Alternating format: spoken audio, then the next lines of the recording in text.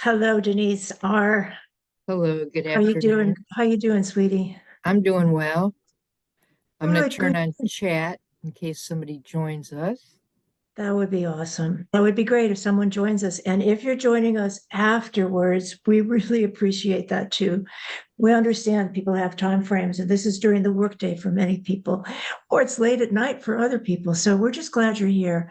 I'm Holly Elissa Bruno. I have the pleasure of working with, Denise Rokicki. and we are both trauma survivors. And that doesn't mean we're dour, unhappy, poor me people at all. What does it mean to you, Denise? Victims. We're no longer victims. Thank you. Thank you. The child in me, the child that was an infant and a toddler and all those other stages, which I never had, was a victim. She was victimized. She didn't have a choice. She had sadism, narcissism, and mental illness as her role models. None of those really helped. So even today, at age 79, I get depressed. And today I'm feeling down. And I'm just going to say that out loud that I just don't have the gumption. There are many things I want to do and love to do, but I don't have the gumption. And I believe that that's part of being a trauma survivor. What I do know to do really well is to feel those feelings, not run from them, and to accept that as a trauma survivor that I respect said, Tony A said, look, those of us that for whom our childhoods were stolen, they were stolen from us by abuse, neglect, and shaming, painting, everything else. We still can have a really good life, and yet at the same time, accept that a deep well of sorrow is in me and a deep well of rage is in me. And I don't pretend they're not there anymore. So when my deep well of sorrow touches me and says, hey, Holly Elissa, I need your attention, I'm going to pay attention to it. And I also want to say something, Denise. I have had 3 friends in the last month, maybe even the last 2 weeks, that have lost their dogs. And anyone knows if you've had a dog, how much love that dog is. And the sorrow of being a trauma survivor, don't get me wrong, I'm never saying that that we're the only ones that have sorrow. No, I'm saying that with being a trauma survivor, my brain gets re-triggered. So I have the sorrow of the moment, and then it's like in technicolor, all the Right. sorrows of the past come out. So it's not as if I have control over that, but I do have choices about that. And so by doing this program, I make a choice about it. I choose to level with you guys what it's like to be a trauma survivor. I choose to level with my friend Denise, and I choose to level with myself. So just before we begin, and our program is going to end exactly on the hour, and even though we're starting late, which is on me, and I accept that responsibility, Denise is always on time. Anyway, it's a wonderful trait. And here's the truth. Before we start this program, which is called Trauma Survivors Walking Each Other Home, we always like to give a couple of pointers about safety. So I'll give one of them. I have my water bottle here. And why does that help me? Because a lot of times my throat gets dry. That's a part of the body's being re-traumatized. I can't, my throat gets tight, it gets dry, I don't feel safe. And because of the violence in my family, sometimes I feel like I'm being choked. So if I have water, and here I am with my Poland spring water from Maine, and I drink it, number one, I'm taking care of myself. Number two, I'm doing what Denise calls the universal Solving. solvent. I was going to say emolument because my lawyer's brain goes to the emolument clause, but never mind. It's a universal solvent and it heals. And I know Denise is using her water bottle too. So the first thing we invite you to do is if you join us, and if something comes to you that feels like, oh, I don't want to go there, you have every right to have your boundary and say, okay, this is enough for me right now. Or to text us or chat with us and say, wait a minute, we need to talk about this. And I recommend having a bottle of water. And Denise, what's another safety tip you always recommend? The other safety tip that we recommend is that if you become triggered and need immediate, support, you can go to your telephone, touch your Google, and say trauma survivor, uh, warm line, warm line, and they will give you clicks on where to go to get support. And they're very knowledgeable people who are not going to judge you. They're going to help you, support you, They're going to care about you. And Denise is believe you. exactly right. They're going to believe you. They're not going to shame or blame you. They themselves are likely to be trauma survivors. And if what you need is someone to listen and help you resolve things, just to listen and care, they'll be there, just like we're here. So let's begin. What we're doing here for the last couple of weeks is we're reading what's on it. It's not it's Awesome. anonymous. Yeah. Yeah, it's anonymous. It's out without an author, but someone wrote this, and I've been calling it our ode to trauma survivors. And I'm going to invite Denise to read that. But before she does that, I'm just going to ask Denise, things are going pretty well. So, I mean, Yeah. I owned where I'm feeling that I'm feeling down and depressed. And that's okay to say that. But for most of my life, it wasn't. But how are you feeling? I feel good. I had a massage this morning and Girl, yeah. I'm feeling very well. Good for you. Now, how did I you did. ever decide you could do that? Let someone give you a massage. Oh, had to face my safety skills, and I had to, tell the therapist also that I could be triggered. And I've had the same massage therapist for a very long time, for years, and I'm safe with her. And she knows you're a survivor. Yep. And how is she with that? She's she has her own trauma, so she relates well to it, and we can talk about it. And I never have been triggered. I've always felt safe in, my body with her. I'm really glad about that. If I trust the person and I know she's or he's caring for me, then I can pretty much let go and be there and be honest with myself and let the feelings come in. Sometimes a massage person doing a deep, what do they call it, deep tissue massage, that can hurt. And so I'm real good at saying, wait, how lighter, ouch. And they always respond immediately.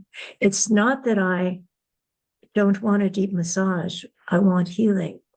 But sometimes if I fear deep tissue massage, then I tense. And then I'm like defeating a big part of the purpose of massage, which is to let my muscles.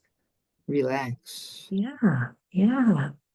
So, how did you feel when you were in the middle of the massage and at the end? In the middle, I felt very good. Um, she was using her elbow for a little deep massage on my butt, and well, the points, that Oh, yeah. where trauma and debris collect in your body. So she kind of Yes. loosens it up with her elbow. And so in the middle of it, when she moved from one cheek around to the other cheek, I had a little like, oh God, I got like scared of the Yeah. elbow, but she noticed that. She goes, "What's that twitch for?" Yeah. And And I that's said, something you'd mentioned before that your body quivers and lets you know when you're in "Right, danger. yeah." And That's I important. said, "Yeah, I'm a little afraid of that elbow." So she went a little lighter. Good. That is Yeah, so good. That is so good. Well, yeah. sweetie, glad you're taking care of yourself like that. And I do also want to check in to see if you've made any further progress on your desire to be able to communicate even better with that are Non-speakers. on the spectrum that can't speak. Yeah. I have not made progress on that. As you know, I study astrology as one of my hobbies. And right Yes. now Mercury is retrograde, so it's not really a good time to form contracts and stuff like that, make meetings. So right I now hear I'm you. kind of laid back on that little topic, but I am watching a lot of podcasts about it. Have you learned anything recently that's been helpful? It's um, it really has just been prompting my desire to, be available for this. That, Good. because it's such a life-changing experience for the student when they, so I really, it makes me happy that this is available and that I can potentially learn this skill and help people. I'm glad you've discovered that. And if folk are listening that haven't heard Denise talk about this before, essentially Denise has uncovered what, Denise? Well, how would you describe it for someone that doesn't know about this? It's a practice that some people use. It's actually a controversial topic because, like, the speech therapy people and some other people have commented on similar programs. And, of course, there's a lot of videos about or podcasts about people abusing it. But what you do is you teach the non-speaking individual to point to letters, to make sentences, to make words, to make sentences, to make paragraphs, to share their thoughts. And I want to learn it. And can they sign with you too, or is that not part of it? It's not part of it. Really, the There's thing that they hold a pointer or pencil and kind of stab at the letters, mm-hmm. and the pointer goes right through it. And a lot of the controversy, which I've been paying more attention to the controversy about it, Sure. and a lot of the Yeah. controversy is that it's the prompter who is creating Oh, these words and sentences. So I that understand just that. has to do with integrity. It does. It's like the integrity. Same issue came up with us trauma survivors for years. The threat was you didn't really experience that. Your trauma, your therapist led you to believe that. Well, honey, I've Right. never had a therapist trying to convince me of my trauma. If No. anything, back in the day, I've needed to convince people that I was so traumatized. It wasn't Right. and it wasn't spoken about. So I'm glad you're looking into that. And I want to say something that I'm doing too. And every time one of us takes a step, that's a step toward healing. And even though I'm feeling down, I am grateful that I took time to ask somebody who uses artificial intelligence for writing a lot. He's changed his whole way of being. And when he was first doing it, I thought, wait a minute, that's not you writing. But I have come to see that it's the same thing about integrity. If I use artificial intelligence with writing and I ask questions, for example, I want to know about a not very well known art teacher. Her name was Freda Dicker Brandeis. And I know her well because I studied her as a person who dealt with trauma surviving children in Theresienstadt, the Nazi concentration camp. It's the one that was made to look good so that people, videos could be taken there and it looked like the children were playing. And it looked like the adults had an orchestra and all of that. But everybody that went there got sent to be gassed. I mean, it was hell. And what she did was said, just give me some scraps, crayons, chalk, I'll do it and I'll be with the children. And their artwork helped them heal. And although everything came out, as you can imagine, in just swaths of darkness and pain and blood at first, after a bit, they began to recall some of the better times in their lives. And there is an art museum, an art tour that's probably online, but he used to travel physically, of these children who were all murdered terribly unjustly just for being who they were, just for their identity. They were murdered. And yet this woman Afraid to help them have moments of joy. And I think of a number of people who go into hospice work. Right. I'm really grateful to them because they help people go through a non-negotiable part of our lives They help a with lot of people, the addiction. people that are coping with Exactly. the actual death also, not only the person that is passing, but the people around them really That's exactly. benefit a lot from those hospice people. Have you experienced that or heard about it? I did when I was in kind of secondhandly. When I lived in Mhm. Phoenix, my next door neighbors a couple times were gay guy couples, and twice the one of the partners got AIDS during the AIDS epidemic, and went through both, visit making a visiting schedule to so that they were never alone and whatnot. But the one guy, his family was from Indiana, and he hadn't had contact with them for a really long time. And they ended up coming right at the end of Wow. his life. And the hospice nurse and us, the gay community Sure. that was around him, really changed their mind. These, conservative Indiana parents of, what gay family was. Yeah, they saw a real loving family in Right, you and the rest of the people that were caring for those guys. right. Yeah, that's a beautiful thing. The PBS did a program years ago, three programs, and one of them was called In the Gloaming.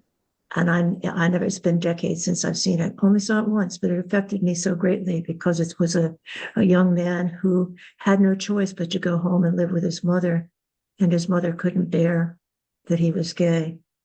And yet, during their time together, she came to love him again, and he came to accept how hard it was for her, and yet that he loved her. It was very powerful. Yeah. Yeah, it was quite amazing going through that experience. And I also have my best friend when I was a kid who I used to ride bikes with her all around Toledo. She Yeah. was a hospice nurse. Wow. So Okay. I knew from her the way she is. I learned when my sister, who died of autoimmune disease, terrible death, she had hospice with her for years. And in Ohio, it was interesting. My sister was in just north of Columbus, uh, Westerville, maybe. I have a Just sister that lives there in Westerville. yeah, well, that's where my sister lived in a nursing home. And in Ohio, hospice wasn't just end of life. It was there for her for a much longer period of time. And I was always Right, grateful for that. What I noticed the last time, and I visited as much as I could, and what I noticed the last time I was there was that the hospice nurses were so attached to my sister that it was hard for them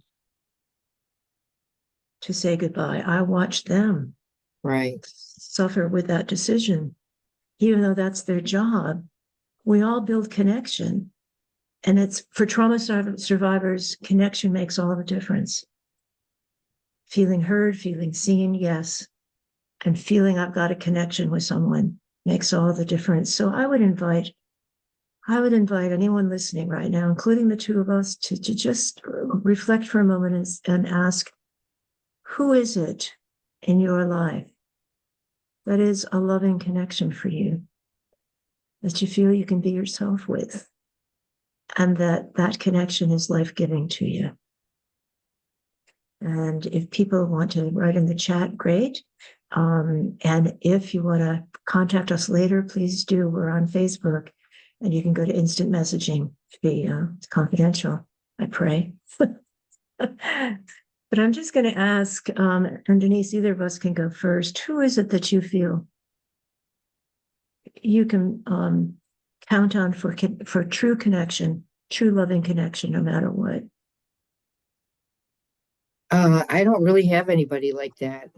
I mean, I have Joe, but he's autistic, and he doesn't really, we're not demonstrative as far as our loving care for each other or support, you know. Um, I have been building relations with my sisters, and Yes, that's great. we have, authentic, loving connections, but not, I don't know, I don't have that much history with them. I hear you. It's a hard question. And for me,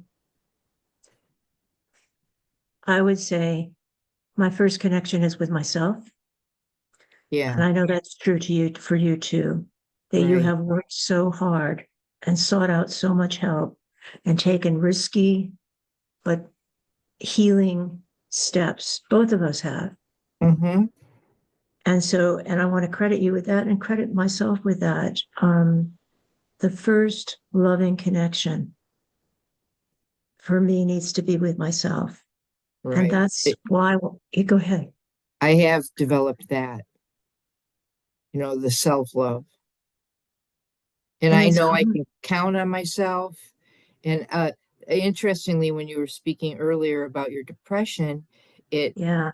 reminded me that we are, one of the things that holds us back from allowing our feelings, especially unpleasant ones, is that they will overwhelm us. Once they Mhm. start, they are going to keep intensifying. That's one of our fears, I think. That is absolutely what, and we've talked about this, that Dr. Bessel van der Kolk says, and the body keeps the score, is that many, if not all, of the trauma survivors from war, people with PTSD had, was this fear. And they called it the tsunami. He called it the tsunami fear. If one wave of grief comes over me, I will not be able to maintain myself.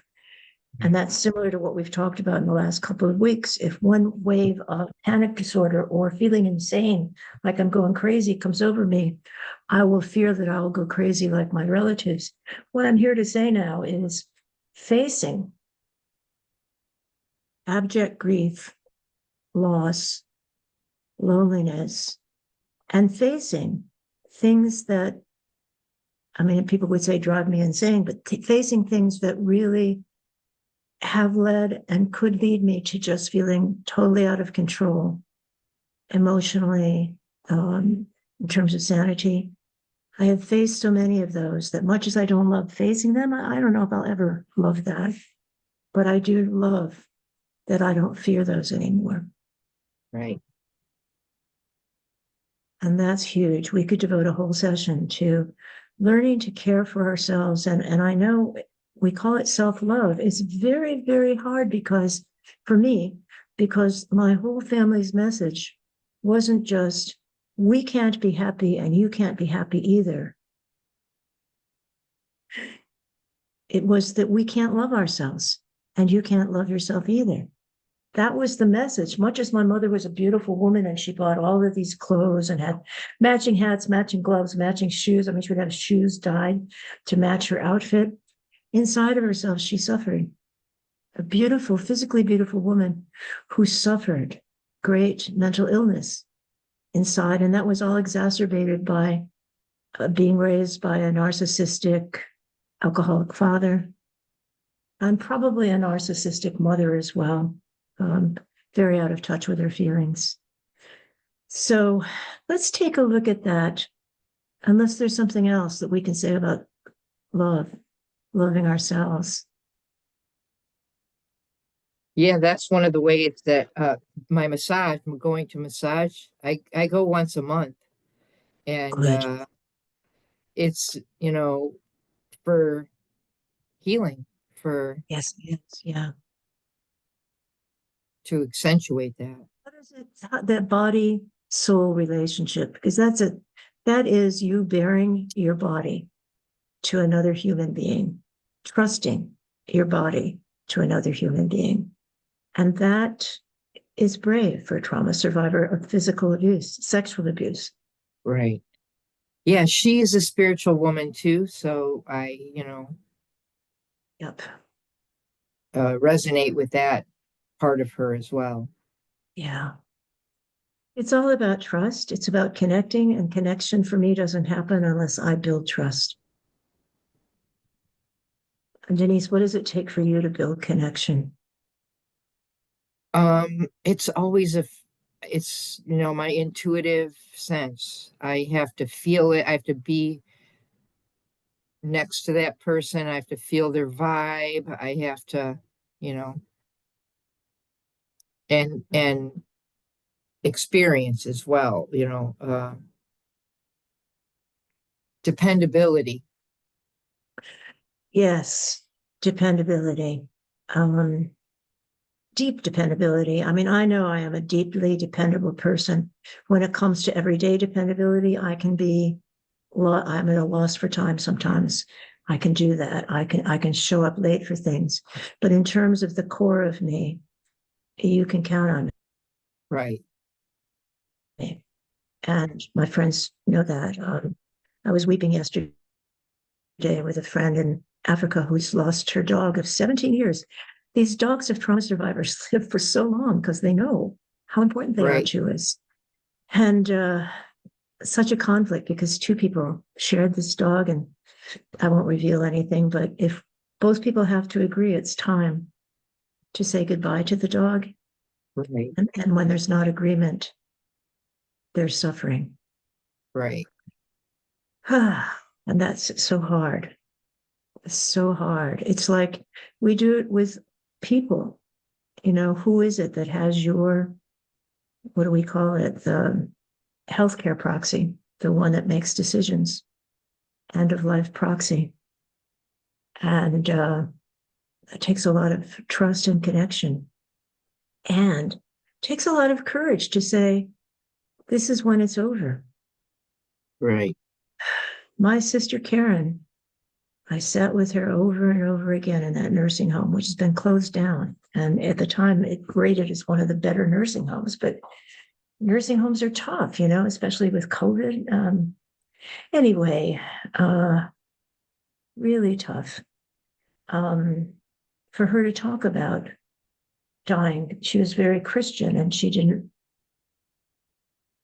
she didn't want to talk about it. I'm not saying Christians don't talk about dying, but my other sister, who's also very, very religious, says it's God's will and we just let it happen.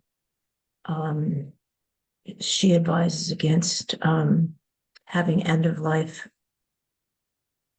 Plans. directives, yeah, plans and directives. And I knew that my sister Karen wanted directives.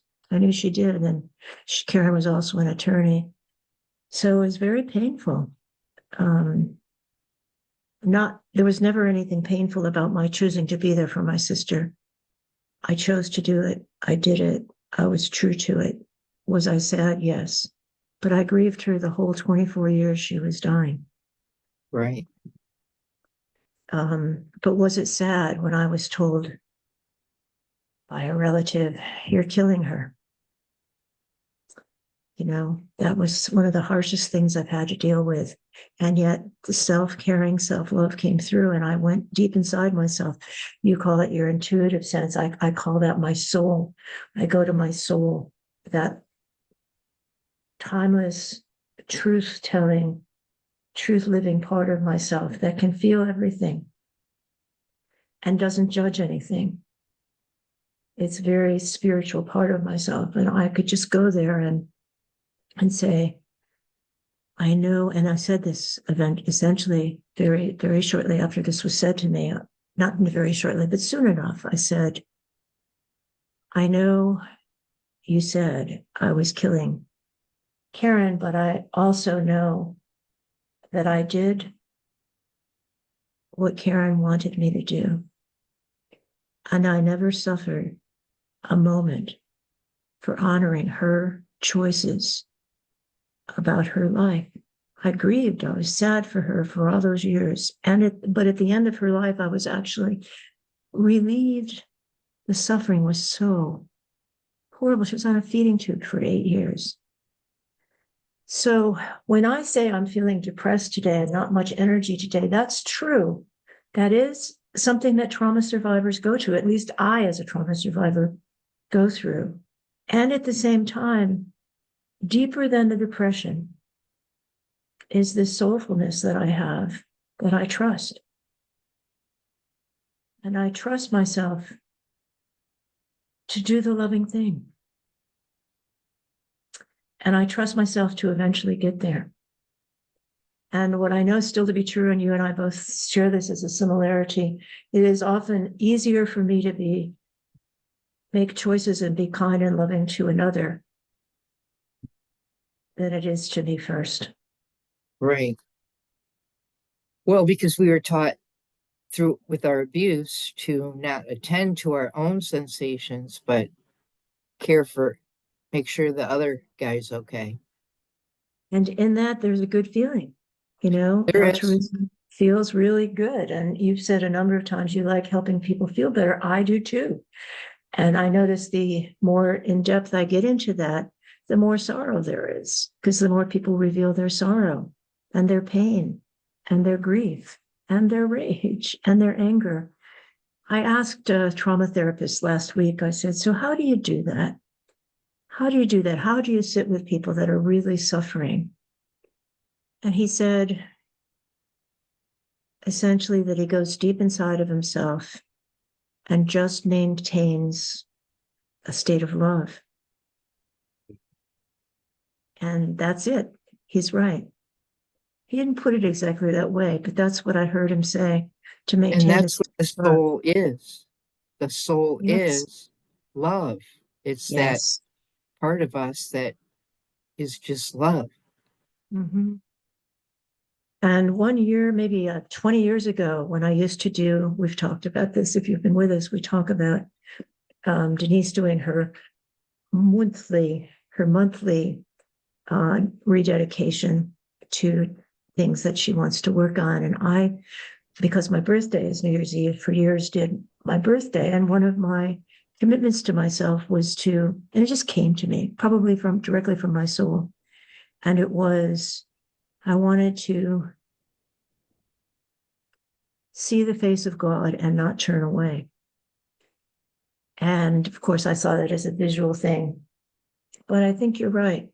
Seeing the face of God is accepting the love that's inside of me. And sometimes, like today, when I'm feeling down, it's accepting that the greatest love I can give to myself is to tell my truth. Yep. And weep if that's what I need to do. I wept yesterday and I did something I've never done. I took a photo of myself weeping in the worst of that. You know how we do ugly cry? Right. I wanted a picture of me in the ugly cry so that I could love that. Right. And now I've got it. There's no ugly crying. It's just the unleashing. Right. Right. It's so valuable And it was turned to yourself, dear. to ourselves. Girl, we turned it off. I mean, I turned it off at age 3, and all the way through COVID, I allowed myself little more and more increments of crying. And now I can do it, but it's never easy. Never easy for myself. So, friends that are listening, this is the truth. This is the truth about being trauma survivors. Denise does things to take care of herself. I do things to take care of myself. We're on the same path in terms of recovery, and we take different routes.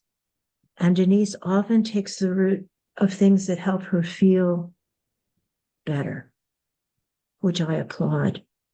And somehow for me, my pathway is to take the route, sometimes follow what's there for me, to feel the pain, to feel the anger, to feel the feelings in depth, and not to judge either of us, to accept that we both present to you ways ways of being. Take what you like and leave the rest. So let's look, Denise. I'm looking at our time. We've got 8 minutes left. Let's look at another. Let's please read the whole poem. And let's go Okay. to the next phrase where we were getting to that we didn't look at yet. This is the anonymous ode to trauma survivors. I'm not crazy. I was abused. I'm not stupid. I was manipulated. I'm not shy. I'm protecting myself. I'm not bitter. I'm speaking the truth. I'm not hanging on to the past. I've been damaged. I'm not delusional. I lived a nightmare. I'm not weak. I was trusting. I'm not giving up. I'm healing. Thank you. And I'm going to start this time. The phrase that affected me today is probably the next one we were on.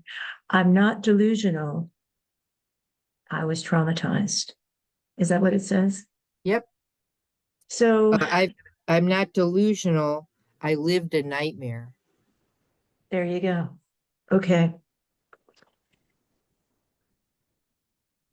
When I tell my truth, it's a horrible truth from my childhood. It's horrible to picture a little girl being incested. It's horrible. It's horrible to picture a little girl being beaten. It's horrible to picture a little girl being made fun of, mocked, shamed, continuously shamed. And if I were to describe the facts, you might need to turn away. And why do I say that? Because I needed to turn away. The more I accepted the truth of my own soul, of my own experience, the freer I became. And it took me decades to stop feeling I was delusional. It was easier for me to think, well, I must be making this up. He really couldn't have done that. No man would do that to an infant. No man would do that to a toddler. No man would do that to a child in a crib. But men do. And perhaps women do too. I am the only one in my family of origin that speaks this.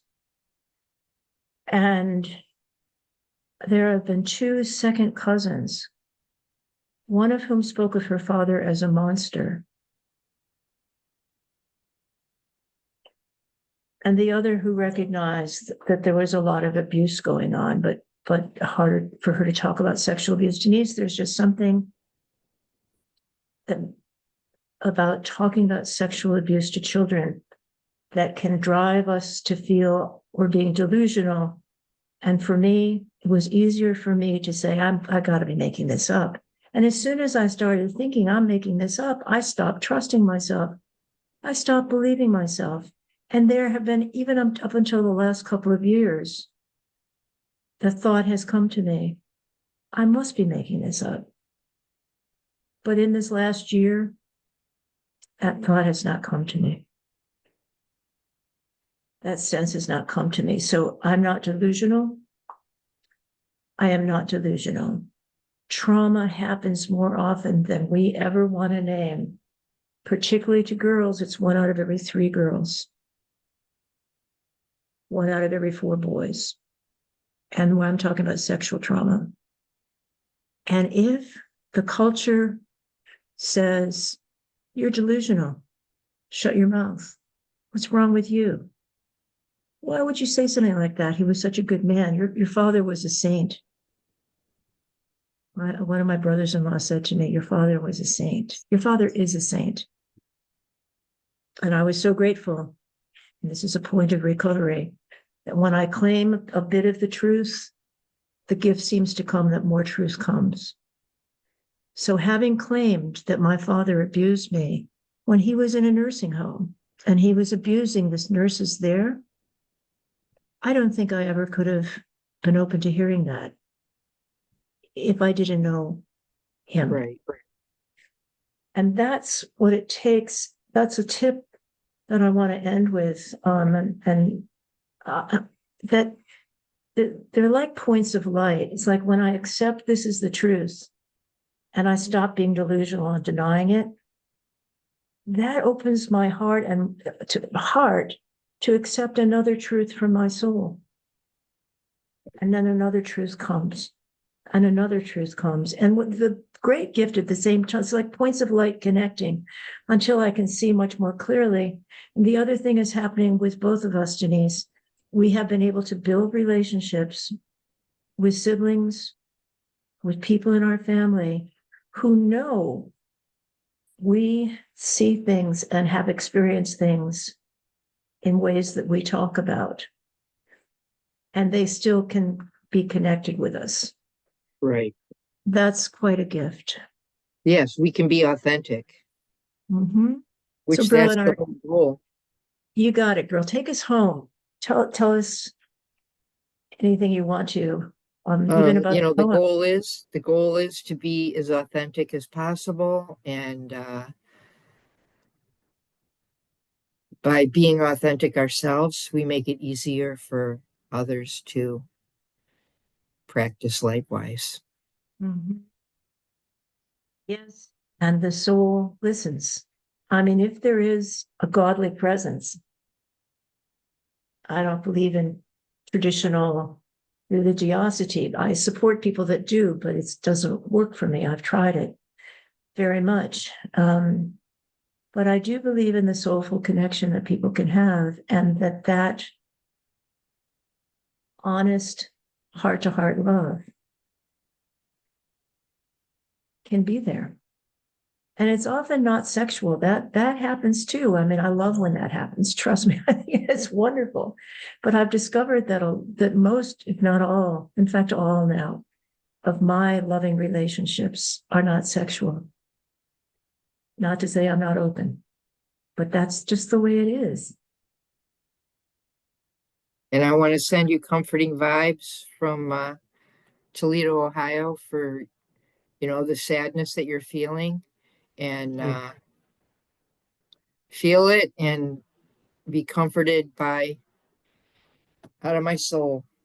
I hear you, girl, soul to soul. Well, I love you, girl, and I'm so glad we're doing this. And anybody else who's listening, if you want that ode to trauma survivors, we both post it. And I'll post it again. And we will be back next Monday Next Monday. Wait a minute. Is together. next Monday? Oh no, the 5th is Saturday. May Day. Never mind. What's May I'll be Day? next Monday. Okay, I'll see you next Monday. What's going on Yeah. the 5th besides May Day? The 5th is the hands off protest, nationwide protest. Okay. That's a Saturday so that a number of people can show up, I think, right? Right. Do you want to go out telling us about that so that people that are listening can know about Yeah, it? if you want to, April 4th, 5th on a Saturday, it's starting at 2 o'clock. It's a nationwide demonstration against Elon Musk and Donald Trump. Which is a protest against President Putin, because as I've Right. come to see, President Putin And is it's called. called Hands Off if you want to look it up Mhm. on, Indivisible is the underlying organization. All right, I gotta Okay. run. You got to go. Okay. Thank you, Oceans of love. everybody. You too, Bye. honey. See you next week.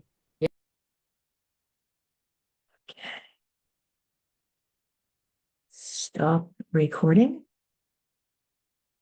Are you sure you want to stop? I do.